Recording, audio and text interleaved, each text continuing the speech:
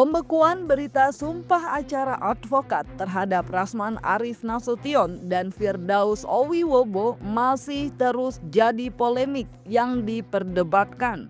Salah satunya hadir dari Ketua Umum Organisasi Peradi Bersatu, Boy Kanu, tempat Rasman bernaung. Menurutnya, apa yang dilakukan oleh Pengadilan Tinggi terhadap Rasman maupun Firdaus sangatlah tidak sesuai prosedur. Seharusnya jika diduga ada pelanggaran harus diproses dulu melalui sidang kode etik.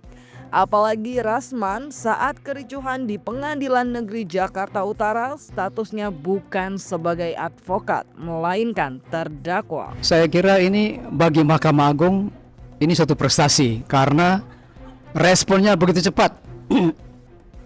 Namun di sisi yang lain, bagi seorang advokat ini merupakan tamparan ancaman yang keras. Jadi sangat berbahaya bagi masa depan advokat Indonesia. Sebab tanpa ada prosedur yang lebih jelas, seorang advokat langsung dibekukan. Artinya ketika dia dibekukan, dia sudah tidak bisa berpraktik sebagai seorang advokat. Nah, hal ini jelas. Ini kalau kita lihat dari Undang-Undang Advokat 18/2003 ini sangat bertentangan. Karena di dalam advokat itu, dalam Undang-Undang Advokat itu tidak ada istilah dibekukan. Yang ada itu hanya istilah adalah teguran lisan, teguran tertulis, pemberhentian sementara, dan pemberhentian menetap. Juga di dalam Kode Etik Advokat Indonesia juga tidak mengenal istilah yang namanya pembekuan atau dibekukan. Jadi kalau seorang advokat itu diduga melakukan pelanggaran etik, itu seyogianya itu harus diproses Majelis Kehormatan Kode Etik dulu dong. Jadi dalam hal ini Mahkamah Agung bekerja sangat cepat. Ini luar biasa. Ini saya kasih jempolan sekali lagi untuk Mahkamah Agung.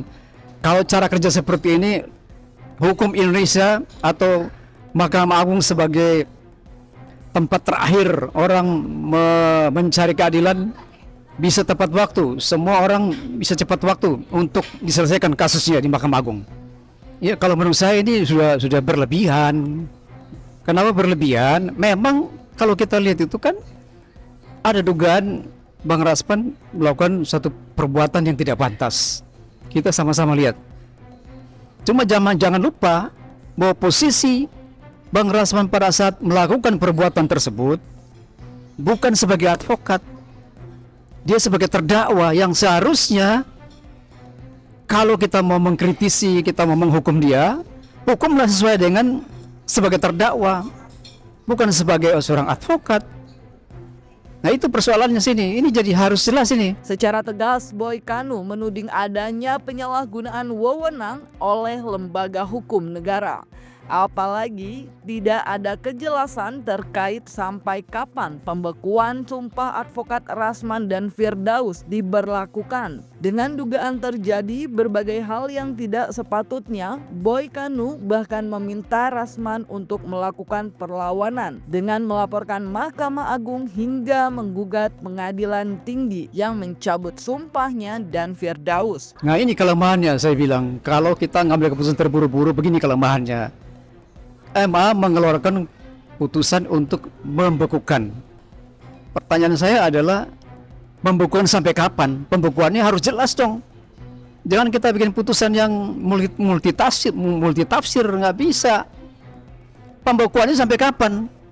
Dan kalau memang dia bersalah, ya kan, ada indikasi dia bersalah, ya di proses hukum dong. Proses hukum bukan pelanggaran etik yang difokuskan dalam hal ini. Nah, ini harus diperjelas supaya kita semua paham itu. Jadi menurut saya ini keterlaluan, berlebihan, dan ini berpotensi abuse of power yang dilakukan oleh Mahkamah Agung dalam hal ini. Kita minta supaya Bang Rasman untuk adakan perlawanan. Pertama, kita laporkan ke Bawas, Badan Pengawas Internal, kemudian juga eksternal dalam hal ini Komisi Yudisial. Kita laporkan semuanya. Kalau dia sudah dicabut, ya kan, itu kan Pengadilan Tinggi Ambon yang cabut, ya kan. Dia harus PT UN kan keputusan tersebut. karena keputusan ini dibuat oleh pejabat negara sehingga itu ranahnya ranah PT UN. Jadi segera dibikin surat keberatan, ya kan? Dalam surat keberatan itu merupakan syarat utama untuk mengajukan gugatan PT UN. Kalau keberatan itu tidak direspon, langsung kita bisa ajukan gugatan PT UN. Berbanding terbalik dengan Peradibar 1, Kongres Advokat Indonesia atau KAI justru mengambil langkah tegas dengan memberhentikan Firdaus Owiwobo. Ketua Umum KAI Petrus Balapationa pun mendukung keputusan Mahkamah Agung dan Pengadilan Tinggi untuk mencabut sumpah advokat Firdaus serta Rasman. Ia juga meminta agar Rasman dan Firdaus juga tidak beracara bukan hanya di pengadilan namun juga di instansi hukum seluruh Indonesia. Jadi kami kesini itu sebenarnya menyerahkan surat rekomendasi dari 34 DPD Kongres Advokat Indonesia berdasarkan rapat di Bandung. Memang suratnya secara resmi baru masuk hari ini, tapi komunikasi dengan pihak mahkamah bahwa kami sudah memberikan rekomendasi pencabutan ya supaya pasnya Rasman dan Firdaus dibatalkan, sehingga pada tanggal 11 kemarin kan PT Ambon dan PT Banten sudah membatalkan ya. Memang dalam pembatalan SK mereka itu berita acara sumpah mereka ini, Mahkamah Agung kan sudah mengeluarkan keputusan melalui Pengadilan Tinggi Banten dan Ambon bahwa kedua orang itu dilarang beracara di seluruh pengadilan, dan itu harus ditafsirkan juga bahwa termasuk melakukan litigasi advokasi di kepolisian, di semua instansi ya, yang kalau berperan sebagai advokat. Kalau setiap orang bersidang kan ditanya statusnya sebagai advokat, tentu harus ada dokumen pengangkatannya atau penyumpahannya. Tak hanya pembekuan sumpah advokat, Rasman dan Firdaus juga dilaporkan secara pidana ke Mabes Polri oleh Pengadilan Negeri Jakarta Utara. Namun Boy Kanu lagi-lagi mempertahankan keputusan tersebut. Menurutnya, apa yang disangkakan kepada Rasman dan tim kuasa hukumnya merupakan pasal sembrono atau bahkan dipaksakan. Ya, kalau EMA atau PN mau laporkan Bang Rasman, ya itu hak mereka. Ya sudah dilaporkan, itu hak mereka. Cuma kalau yang di pasal yang digunakan itu pasal apa itu? Itu pasal 207, 217, 335 kalau nggak salah itu. Itu kan diuji nanti. Kita lihat perkembangannya. Apakah nanti Bang Rasman akan mengalami hal-hal yang tidak diinginkan seperti penahanan dan sebagainya, kita nggak tahu. Kita lihat perkembangannya. Yang pasti bahwa Bang Rasman harus siap menghadapi semua itu. Ini menunjukkan sekali lagi, ini menunjukkan bahwa bargaining position dari seorang advokat itu sangat lemah di mata hukum saat ini. Ya, apalagi melakukan contempt of court itu harus terbukti, harus dibuktikan. Jadi nggak bisa kita pasang pasal-pasal sembrono seperti itu. Menurut saya ini pasal sembrono yang harusnya dikaji ulang oleh Mabes Polri nanti. Seperti diketahui, setelah diberhentikan dari KAI, Firdaus Owiwobo langsung bergabung dengan Peradibar 1. Ia bahkan diangkat sebagai Ketua DPD Provinsi Banten. Terkait hal itu, Milano Lubis menganggapnya sebuah langkah yang menyedihkan. Apalagi melihat aksi Firdaus yang sampai naik ke atas meja persidangan. Ia juga menegaskan perbuatan tersebut sudah sangat fatal sehingga memberhentikannya dari KAI adalah keputusan yang tepat. Menurut kita sangat menyedihkan ya, apalagi sudah diberhentikan dari suatu organisasi advokat, terus ada organisasi advokat lagi yang menerima orang yang oknum yang telah dipecat, diberhentikan dari suatu organisasi advokat. Kan kita tahu permasalahannya seperti apa. Apakah organisasi advokat yang menerima ini, jadi kesannya di masyarakat adalah menerima perbuatan apa yang dilakukan oleh Firdaus. Bayangkan, apakah tidak punya marwah nih organisasi advokat ini, walaupun dia baru ya, tidak mencerminkan apa yang ada di masyarakat. Apakah dia bukan bagian dari kita juga? Apakah tidak sedih dengan kondisi penegakan hukum seperti ini? Bagaimana seorang advokat bisa berdiri di atas meja sidang? Jadi ini bukan masalah ini harus disidangkan kode etik atau seperti apa. Pelanggarannya sudah terlalu besar. Jadi tidak perlu lagi dipanggil. Bagi Kongres Advokat, ini adalah pelanggaran yang sangat besar. Mencederai rasa profesionalisme, rasa melanggar kode etik dalam advokat sendiri. Jadi tidak perlu lagi dipanggil. Itu yang selalu dipertanyakan, kenapa kok KAI itu tidak perlu memanggil. Loh, setiap pelanggaran advokat di Kongres Advokat Indonesia, jika ada kesalahan itu kita bawa kok. Tetap ada sidang kode etik, ada sidang kode etik dan tetap diperiksa. Tapi untuk kasusnya Firdausi ini tidak perlu lagi diperiksa, karena udah jelas. Bayangin bagaimana sakit hatinya saat ini ya hakim-hakim yang ada di seluruh Indonesia. Itu kita dapat terima panggilan terus. Kenapa waktu itu pada saat kongres akhirnya diputuskanlah dia ini langsung diberhentikan.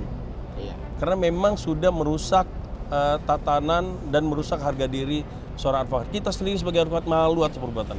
Di sisi lain, Rasman di hari yang sama dengan pembekuan sumpah advokatnya masih mendampingi Fadel Bajide sebagai kuasa hukumnya. Ia juga diketahui masih memegang sejumlah perkara yang belum tuntas.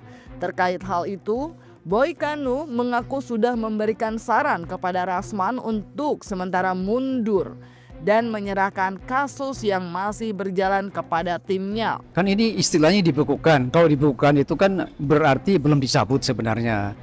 Jadi masih ada kesempatan untuk dibuka kembali, karena itu dibekukan.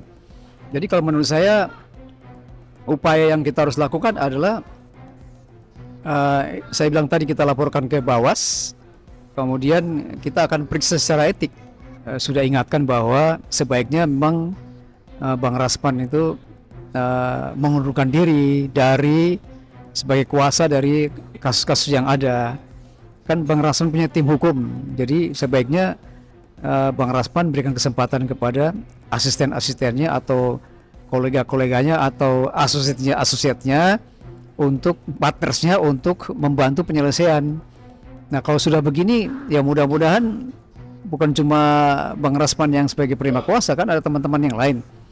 Jadi untuk sementara ya biarkan Bang Rasman tetap untuk sementara ya sebaiknya tidak usah berpraktik dulu sebelum ada putusan yang final. Bagi Petrus Balapationang, perilaku Rasman dan Firdaus sudah sangat patut untuk mendapatkan sanksi karena dianggap sudah sangat mencederai profesi advokat dan juga menghina muka hukum di Indonesia.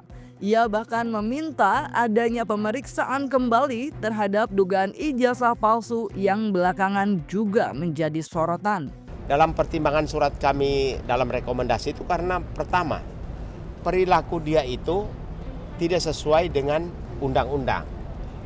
Teman-teman bisa baca dalam Undang-Undang Nomor 18 2003 di pasal 4. Ketika orang melakukan penyumpahan, itu ada satu kalimat bahwa harus memberi rasa hormat kepada semua aparat penegak hukum. Itu sesuai undang-undang.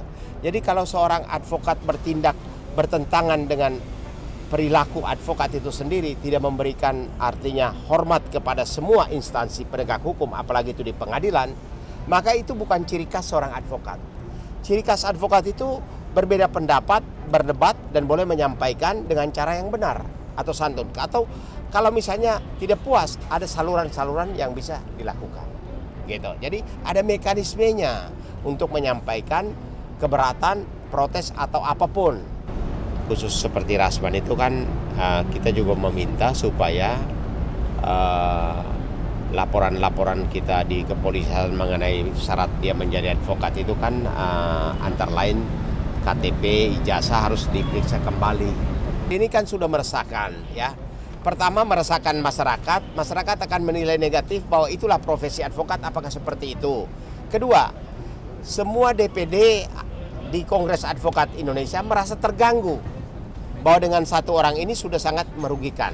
Jadi maka ketika acara kongres di Bandung sebenarnya tidak diagendakan, tetapi karena keresahan itu cukup terasa, maka diadakan rapat khusus untuk membahas mengenai perbuatan saudara Firdaus ini, sehingga diputuskan bahwa dia melanggar anggaran dasar dan harus diberhentikan.